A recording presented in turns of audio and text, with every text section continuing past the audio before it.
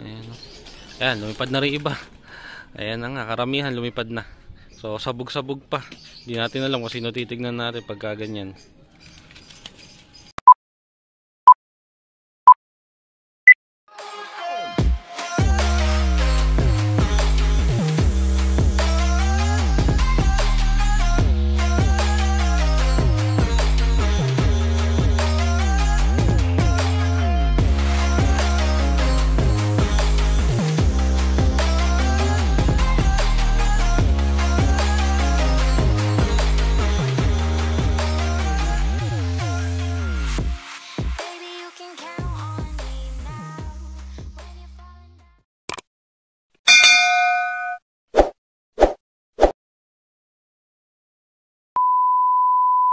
So yun mga utol, magandang araw sa inyong lahat at welcome back dito sa loop natin. So ngayong araw ay nandito tayo sa loop ni Kuya. So bali bibigyan ko kayo ng update ngayon sa mga ibon dito. Ayan yung mga pang summer natin. Saka doon sa kabilang section kasi kung mapapansin nyo, dito sa kabilang section yung dating pinagbreedan doon natin sa sa nanay ni Maamo, yung matandang hen. Ngayon wala na siya dito at may nakakulong ng iba. Ayan, no? So bali ngayon may mga young bird tayo dito. Eto, pakita ko sa inyo. So, ayan, isa sa mga i-update ko sa inyo dito sa loop ni Kuya. Ayan, no? Bali meron na tayong mga nakalagay dito na young bird na pang north. So, bali meron ng 8 piraso dito. So, nung nakaraan pa sila nandito, siguro mag-iisang linggo na. Bali yung matandang hen na nakakulong dito na nanay ni Maamo, binaba ko na at yung inakay niya nasa baba na rin. So, doon na natin sa kanya pinasusubuan yung inakay para itong ang kabilang loop na to magamit natin at yan nga nandito na yung mga pang north na ano natin ng BBC. Ayan, at medyo inano ko rin, inayos ko ng konti, repair ko yung baba, ayan, no? Yung flooring, tapos yung mga tungtungan, tapos yung flooring dito sa loob, ayan, inayos ko din yung kalahati kasi ano na, gapok na, kaya ayan, inayos natin ng konti bago natin kulungan ng mga pang north natin na to. Yan yung mga first batch ng bali hindi pala, second batch na to ng pang north natin dahil meron na tayong first batch dito kasama ng mga pang summer natin ng BBC. At ayan, mamaya update ko rin kayo dyan dahil napapawalan ko na rin. Ayan, pero yun nga, bago yun dito muna tayo. So ayan yung mga ano natin, no, pang north natin, no. Ayan sila. So medyo ano nga, medyo maaga yung pag-breed natin ng mga pang north natin. Kung tutusin, ano to dapat mga next month pa ang breeding natin ng pang north. Como nga tinuloy ko na yung breeding nung last clutch ng mga pang south natin at silang mga last clutch, sila yung mga sinaksakan natin ng pang north para hindi na tayo mag-breed ng panibago para dito nga sa mga pang north natin. Ayan. So okay naman na sila dito, sanay na dito sa kabilang section tong mga to. Hindi ko pala syempre napapalabas pero ayan, komportable na sila dito sa loop nila. Ayan. So meron pang ilang piraso sa baba, mamaya update ko rin kayo doon kung ilan pa yung mga pang north natin na naiwan doon. So bali lahat kasi ng pang north natin ano yan, 15. So 11 BBC tas 4 na BFRC. So meron lang tayong all bird na isa dyan nasama dito. Ayan, ayan, all bird to, isa na yan, kapatid ni 715 saka ni 116. Ayan. So, yan lang yung nag-iisang all bird natin. Dahil nga, ano yan pa-reserve sa atin yan. Kaso, hindi kinuha nung nagpa-reserve, nagbago yung isip. Kaya ang nangyari,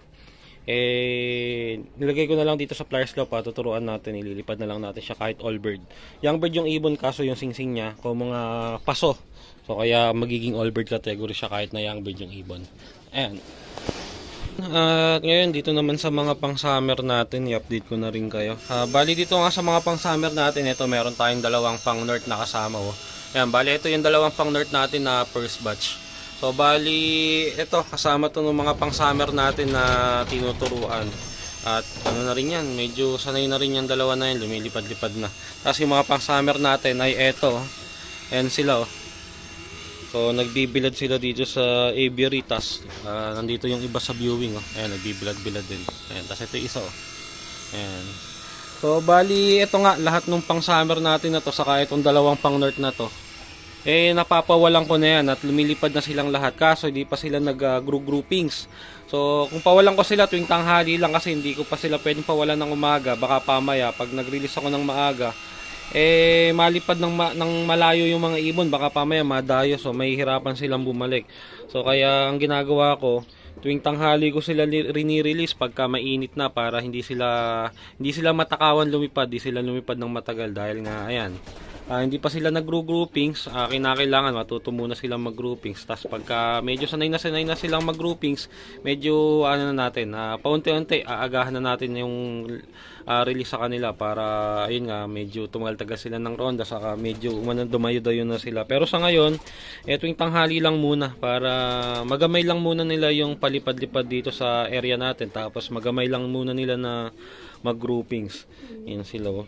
So maya-mayang konti, hintayin pa natin na uminit-init pa ng konti yung panahon pa bago natin sila pawalan. So bali dito sa mga pang-summer natin, so ano yan, 16 talaga lahat yan. Kaso nung unang araw na nagturo ako, nawalan na tayo ng isa, may nag-overfly dito sa mga pang-summer natin. Kaya bali 15 na lang yung pang-summer natin, tapos dagdag natin tong dalawang pang-north. Bali 17. So nung nakaraan 18 na yung tinuruan ko, kaso nga ayun, nag-overfly yung isa. At ang nag-overfly natin, ano pa, anak pa ni 715 at ni 502. Kaya sayang, hinayang ako doon. Isa pa naman yun sa iniingatan ko, kaso siya agad yung nag-overfly. Pero ayun, wala na tayong magagawa. Okay lang, okay na din yun. At least isa lang yung nag-overfly sa atin. At yung kapatid niya, ito yung nestmate noon, nung nawala. Ay nandito at sanay na. So kaya hinayaan ko na, move on na lang dun. Sa isang nawala natin ng importante, isa lang naman, karamihan ay nandito pa. Ayan. So maya-mayang konti, pawalan ko tong mga pang-summer natin. Bago natin sila pawalan, dun muna tayo sa mga breeder sa baba, i-update ko kayo dun. So meron tayong mga ilang piraso pang-north dun, ay i-update ko na rin kayo dun. So yun, nandito tayo sa breederan natin. Ayan, bigyan ko ng update dito sa mga breeder natin. So bago tayo matapos ng breeding, dahil na to, last clutch na tong mga nakasalang natin na yan, at patapos na tayo mag-breed. So hinihintay na lang natin magsilakihan yung mga young bird nila, yung mga huling clutch, tapos baklas na. Pero yung ibang breeder natin, nabaklas ko na. So nandun na sila sa istakan. Meron na lang ilang pares na naiwan dito na may mga inakay pa. At kaya hindi ko palang mabaklas. So unahin natin dito, bale ito meron tayo dito. Meron tayo dito, 3 inakay yung sinusubuan nila. Pero ang inakay lang nila diyan ay itong dalawa. Ayan lang, ito lang ang inakay nila diyan. So bali itong pairing na to magulang ni 777. So bali nung nakaraan din yung fresh winner sa BBC nung nakaraang final lap derby, yung nanalo ng 2 motor at lap champion ng last lap at lap champion ng BOTC, ito yung magulang. Ayan, bali kapatid ni 777. So bali ngayon, ito nga, meron silang 2 inakay. At ayan, bali pasingsing sa atin parehas ng 2 inakay na to. So gagawin lang na breeder. Ayan, huwag mong tapakan yung inakay mo. Ayan. So ito, ayan, ito yung isa. Ayan, yung mga naka-personalize natin. So bali ito may puyo. Kasi isa, ito checkered ang naging kulay. And then, so bali pasingsing sila parehas at gagawin lang silang breeder. Tapos ito may nag-iisang inakay. Ito namang isang inakay na to, pang norte natin to. So ito, panlaban natin to ng north ng BFRC. So bali naka-combine siya. Naka-double club siya. Ayan, naka-combine siya ng ano bang club to? Bulacan din. Teka lang. Nakakombine siya ng TPRC at TPRC ba yun? Ayan, tas BFRC. So, ayan. Yung inakay na yan, anak talaga nito. Ayan, nung pairing na yan. So, kung mo nag-iisa lang, pinayaya ko dito. Tapos, yung ngayon, mayroon 2 sinusubuan tong pairing na to. Ayan, So bali itong 2 inakay na to, anak yan ni 502 at ni 715. So bali pinayaya ko sa kanila yung yung itlog ni 502 at 715. At ayan nga, ito sila ang bumuhay. Ayan, So bali din to, isang panglaro natin. Ito yung blue bar, kasi nga nag-overfly yung blue bar natin. Ayan, isang panlaro natin ng BFRC. Tapos itong isa, ayan, pasingsing din sa atin ito. So bali gagawin lang din siyang breeder. Gagawin lang siyang stock bird. Ayan. So, ngayon, last clutch na yan. After nung sinusubuan nila na yan, babaklasin ko na yan. Ganon din to. Ayan. Tas dito, wala na tayong nakasalang dyan, no? So, tas ito, mga naiwang inakay dito, mga pasingsing di pa lang nakukuha. Ayan. Tas ito, yung update ko sa inyo sa, nanay ni Maamo, ayan, no? So, nilagay ko nga sila dito sa cage. So, inalis ko na yung barako. Siya na lang yung pinagsubo ko dun sa inakay niya. At ayan, pares na pares yung ibon. So, ngayon, yung last clutch niya, eto na, oh. So, malaki na. Eto na yung huling inakay nila dun sa, sa taas, sa pliers lock. Ayan, oh, malaki na nga. So, ngayon, ang ginawa ko, sinuksukan nga natin ng pang NDR, malabo. Ayun, nakapang NDR siya ng BBC. So isa siya sa mga magiging panlaban natin ng BBC ng NDR. Ayan. So ngayon nakapagpalabas pa tayo ng isang panlaban sa kanya, yung dating hindi na nag-iitlog. Ngayon may inakay pa siya na panlaban na kapatid ni Maamo. Ayan. So tingnan natin kung ano yung magiging lipad nito sa sa BBC next year. Tapos eto yung pairing na to, ayan, bali nanay at tatay ni Macbullet yan, no? So ngayon meron silang isang inakay, pang rin natin to, pang NDR natin ng BBC. So ayan, isa sa mga pang NDR din natin. Hindi na natin kukuhanin kasi masungit si Maamo pagka kinuha natin yan, susugurin tayo niyan, no? Sugurin tayo. Nanunugod si Maamo. So, wag na natin kuhanin, baka matuka pa yung inakay. Tapos dito, may dalawang young bird. So, pasingsing lang din sa atin yan. Di pa lang din nakukuha. Tapos, eto, may itlog nga sila ngayon. Pero hindi na nila itlog yan. Dahil yung itlog nila, pinayaya ko na dito. Ayan, dito ko pinalimliman yung itlog nila. Ayan. So, bali, na rin. Last clutch na rin kasi to. Babaklasin ko na yan. Dahil i-breed ko yung tatay ni Macbullet, ilalockbreed ko siya dun sa kapatid niya. Magpapalabas ako ng mga stock bird. Tapos dito, ito yung sa tatay ni 715 at nanay ni 502. Ayan, may dalawang inakay. So bali excess na lang tong inakay na to pero merong sa akin, merong magpapasingsing, baka diyan ko na singsingan. So para mailaro nila. Ayan, at last clutch na yan, baklas na yan. Tapos ito may tatlong inakay pa. Ayan, mga pasingsing lang din sa atin to. Di pa lang din nakukuha. Ayan, yung naka-pair dito, baklas na rin. Tapos ito si 777 tatay ni 115, ayan sila, meron na rin dalawang inakay. So pasingsing din yung isa. Tapos yung isa naman baka ako magsingsing, lalaro natin ng North. Ayan, bali meron pa kasi tayong dalawang singsing dyan ng BFRC. Ayan, no? So last clutch na rin yan. After nyan baklas na rin. Tapos dito, ayan, dito wala na rin yung naka-fair. So bali ang nilagay ko na lang dito yung barako natin na si 069, yung complete locking ni Kuya. So nilagay ko diyan kasi nakikipag-away dun sa istakan Tapos dito kay 747. Ayan, no. So bali ngayon may inakay. Ayan, isa kapipisa lang kanina. So baka yung isa bukas mapisa. So last clutch na rin, babaklasin ko na to. Pang ilang clutch na ni 747 to. Ayan, tapos dito sa baba, yan, si Macbullet, wala na, nakabaklas na si Macbullet, nandun na sa istakan. So, brinig ko na. Tapos dito sa line ni 833, line nila 833, line nila 502, ni 829, ayan, no. Ayan yung tatay nila. Tapos sa mga line naman nila 777, ito. Ayan yung hen. May inakay na rin sila, dalawa. So, isang panlaro, tapos isa pasingsing. So may nag-request sa atin gagawing breeder. So ayan, bigay natin. Pasingsing sa atin yan. Tapos ito si 715. Saka si 502. Ayokong hawakan kasi maselan si 715. Pag hinawakan ko yung itlog niya, iniiwan. Pero malapit na rin mapisayan. Baka kundi bukas sa isang araw mapisayan na itlog niyan. At maselan si 715 pagka ganyan naglilimlim. Kaya ayokong hahawakan. Tapos ito si 502. Ayan. Last clutch na rin. After nyan, baklas na rin.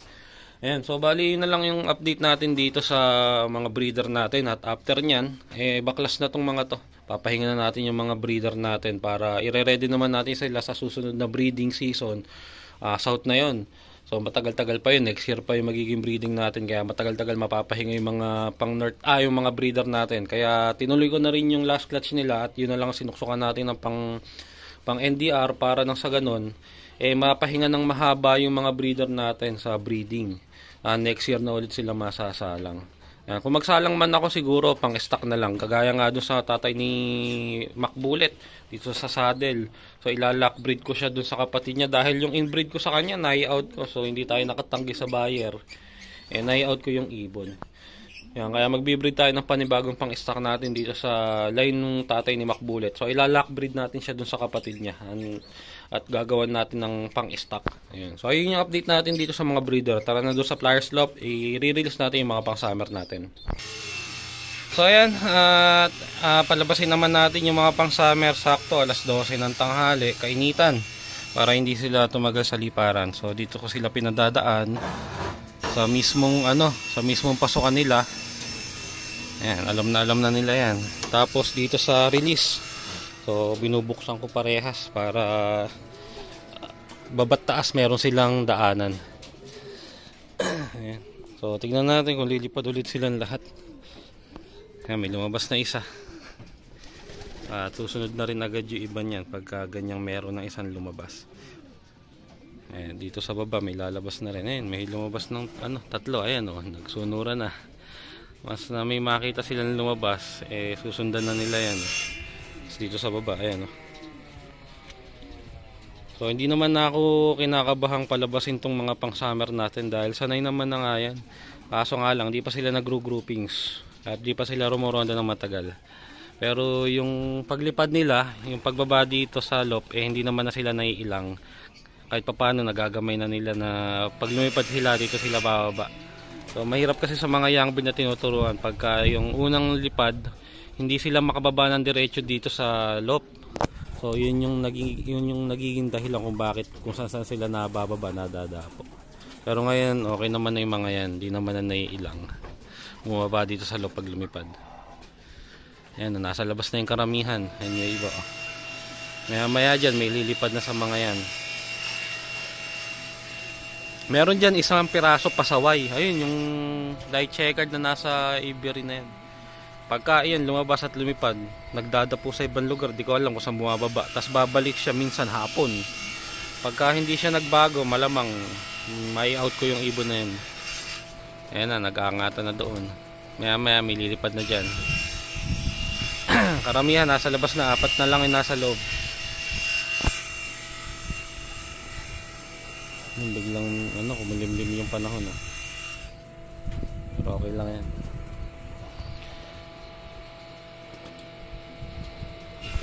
So ayun, may lumipad na. Ayan, meron ng isa, dalawa, tatlo, apat na yung lumipad.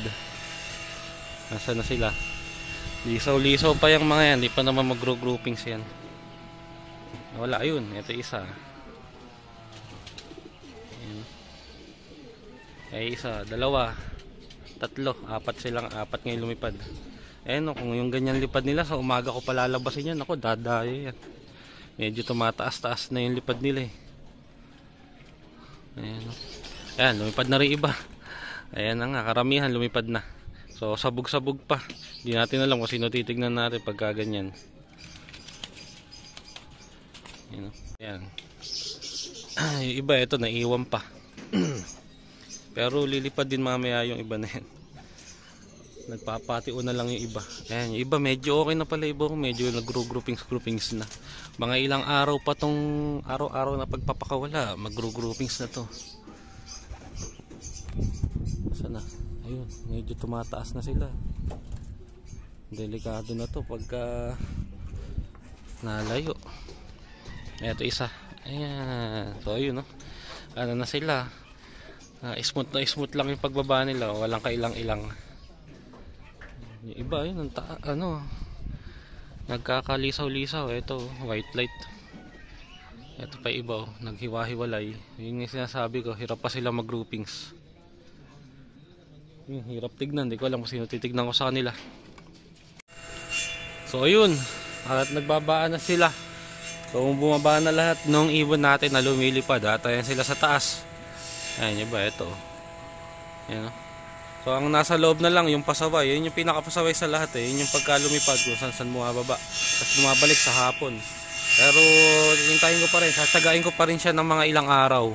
Titignan natin kung matututo na siya. Alam naman niyang bumalik dito eh. Pagka lumipad siya at nawala, sa hapon na bumabalik naman eh. So, ang kailangan lang matuto niyang makihalubilo dito sa mga kasamahan niya dahil hindi siya sanay makisama eh. Ayun, tama, nasa labas na lahat. Siya na lang nasa loob, nag-iisa. May sariling mundo. Ayun, yung iba natin nandun. Tapos yung iba naman nandito sa kabilang bubong namin. Ayan, so mamaya pagka tumagal-tagal siguro mga 1 oras, 2 oras, papapasukin ko na itong mga pang summer natin. Ayan, so hayaan ko lang muna sila magbabad dito para mas mas makabisado na nila yung lugar natin. Ayan, mamaya na lang ulit. So yun mga utol, at bali ang oras natin ay 2:30 na ng hapon. So kanina pa sila nasa labas, 2 oras na sila mahigit at mukhang gusto nang magsipasok ng mga ibon dahil ayan na sila. Yan pa yung iba nasa bubong. So umaambon na, ito pa isa ayan sa taas. So umaambon-ambon dito sa amin. Marami pala yung nasa taas eh. Umaambon-ambon. So papapasukin ko na rin tong mga to, kanina pa sila nakababa dito sa labas ng loft. At hindi pa to kumakain ng maayos mula kanina dahil nga nung umaga binigyan ko lang sila ng konti dahil nga pawalan natin sila sa tanghali eh. So para hindi rin nga sila mahirap tawagin pagka gusto na natin papasukin eh. Hindi ko sila masyado minubusog sa umaga. So kaya ngayon papasukin na natin at pakainin natin tong mga to. So tara, tawagin natin. Pasaran natin tong release door para hindi sila dito dumaan, para matuto na silang pumasok dun sa mismong pasokan nila. Ayan. Pero sa super trap hindi pa sila masyado sanay pumasok. Ayan, bubuksan ko muna yung super trap. Ayan, nagbabaan na. Lagyan natin.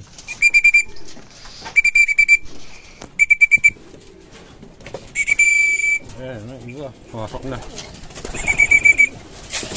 Ayan, nagtipasok na iba oh. So, hindi naman sila mahirap tawagin kung medyo mga gutom to.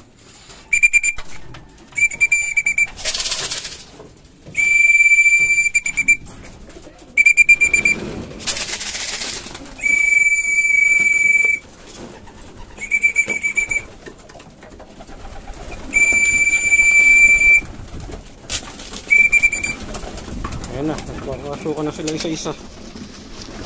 Ayan o. Ayan yung iba o. Dumiretso na rin.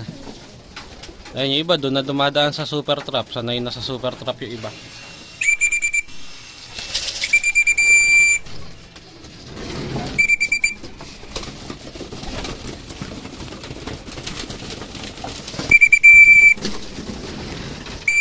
Ayun na. So ayun, mukhang nasa loob na lahat. Bibilangin ko ngayon, dapat 16 lahat yung ibon dito. 17 pala, 16 tuloy. So bali dapat 17 silang lahat. Pero check natin kung may naiwan sa labas para sigurado. Ayan, wala naman. So dito wala din. So sarado muna natin to para walang lumabas. So bilangin natin 2 3. Ay nako, ang hirap bilangin. Didikit-dikit sila. 2, 4, 6, 8, 10, 12, 14, 16, 17. So kompleto 17. Kompleto yung 17 yung pinalabas natin kanina. Ayan. Pati yung pasaway nandito din. Nasaan ba yung pasaway? Kanina lumipad siya doon. Meredyo siya doon sa binababaan niya. Pero mga ilang minuto lang bumalik din. Ayan yung pasaway. So pakakainin natin to.